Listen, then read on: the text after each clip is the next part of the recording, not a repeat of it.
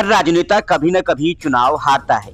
देश में पीएम से सीएम तक चुनाव हार चुके हैं, लेकिन केजरीवाल की हार सबसे अलग है। वजह ये कि केजरीवाल चुनाव के साथ अपना बहुत कुछ हार गए। यही वजह है कि हार के बाद सौरभ भारद्वाज रोने लगे। सिसोदिया ने आंसुओं को रोकते हुए कहा कि इंशाअल्लाह फिर जीतेंगे। सत्येंद्र जैन, सोमनाथ भारती और दुर्गेश पाठक टाइप नेता रातों रात खोटे सिक्के बन गए। सिर्फ हवाबाजी और केजरीवाल की चापलूसी के सहारे सियासत कर रहे संजय सिंह और राघव चड्ढा जैसों का हश्र आने वाले दिनों में सबको दिखेगा, क्योंकि दिल्ली की सत्ता न सिर्फ केजरीवाल की सबसे बड़ी दुकान थी, बल्कि उनके नेताओं की रोजी रोटी का जरिया भी था, जो करारी हार के बाद छिन गया। सवाल इन नेताओं के भविष्य के साथ केजरीवाल पर भी है, क्योंकि पैसे और प्रपंच की सियासत कर रहे केजरीवाल के हाथों से उनका विजिटिंग कार्ड भी छिन गया, जिसे दिखाकर वो पूरे देश में सियासत किया करते थे। अब केजरीवाल कौन सा मॉडल पेश करेंगे, क्योंकि उनके दिल्ली मॉडल की हवा तो दिल्ली वालों ने ही निकाल दी।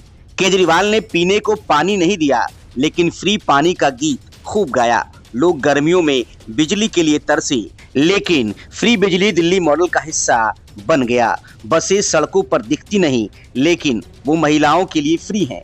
दवाएं मिलती नहीं, लेकिन हेल्थ मॉडल का डंका खूब बजा। ऐसे में सवाल यह है कि अब केजरीवाल लोगों के सामने आएंगे तो क्या कहेंगे और क्या दिखाएंगे। अरविंद केजरीवाल ने दिल्ली में अपने 10 साल के शासन के दौरान शिक्षा, स्वास्थ्य और मुफ्त की सुविधाओं को मिलाकर शासन का एक नया मॉडल पेश करने की कोशिश की। केजरीवाल ने इसे दिल्ली मॉडल नाम देते हुए खूब प्रचारित किया। दिल्ली के बाहर पार्टी के विस्तार के लिए इसी मॉडल का सहारा लिया और करीब 1 दशक में ही वो राष्ट्रीय दल का दर्जा हासिल करने में कामयाब रहे। दिल्ली में लगातार 3 बार सरकार बनाने के बाद उन्हें इस मॉडल के सहारे चौका लगाने की पूरी उम्मीद थी, लेकिन जनादेश इसके विपरीत आया। न सिर्फ आम आदमी पार्टी बहुमत से काफी दूर रह गई, बल्कि खुद अरविंद केजरीवाल भी अपनी सीट हार गए, जो इस दिल्ली मॉडल के सूत्रधार थे। इतना ही नहीं, मनीष सिसोदिया और सत्येंद्र जैन भी अपनी अपनी सीटों पर हार गए, जिन्हें अरविंद केजरीवाल शिक्षा क्रांति, स्वास्थ्य क्रांति का जनक बताते थे। असल में केजरीवाल के लिए सबसे बड़ी मुश्किल उनके दिल्ली मॉडल वाले विजिटिंग कार्ड का छिन जाना है, क्योंकि आम आदमी पार्टी बिना किसी विचारधारा की बनी थी। तब पार्टी का एक ही लक्ष्य था, भ्रष्टाचार का खात्मा करना और साफ सुथरी सरकार चलाना। लेकिन इसी मुद्दे पर केजरीवाल खरे नहीं उतरे। केजरीवाल और उनके करीबी भ्रष्टाचार के दलदल में डूब गए। पैसा कमाना मानो उनका एकमात्र लक्ष्य बन गया।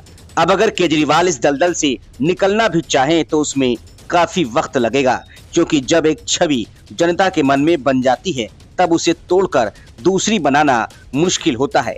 लालू प्रसाद से लेकर कई नेता इसके उदाहरण है। चारा घोटाले का दाग आज तक लालू यादव के ऊपर चिपका हुआ है। केजरीवाल को लंबी मुकदमेबाजी भी झेलनी है, क्योंकि अब शराब घोटाले का ट्रायल शुरू होने वाला है।